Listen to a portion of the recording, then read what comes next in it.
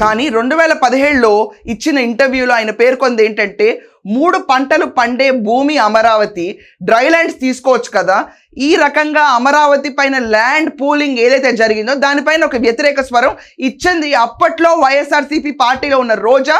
దాంతో ఇంటర్వ్యూ చేసింది ఆ టెలికాస్ట్ అయిన ఛానల్ సాక్షి. చెప్పింది చిరంజీవి గారు. అదే టైంలో మళ్ళీ ఈ చిరంజీవి గారు జగన్మోహన్ రెడ్డిని కలవడానికి వెళ్ళి ఒక బ్రదర్ ఫీలింగ్ వస్తుంది, చాలా మర్యాదగా నన్ను పిలిచారు, చాలా గొప్ప వ్యక్తి అని చెప్పి 3 రాజధానులకు కూడా ఒక రకమైన ఇంక్లైన్డ్ స్లోగన్ కూడా ఇచ్చారు. ఇట్స్ అ గుడ్ కాన్సెప్ట్ అని కూడా చెప్పారు. అంటే అమరావతిని ఆ రోజు వ్యతిరేకించినట్టే కదా.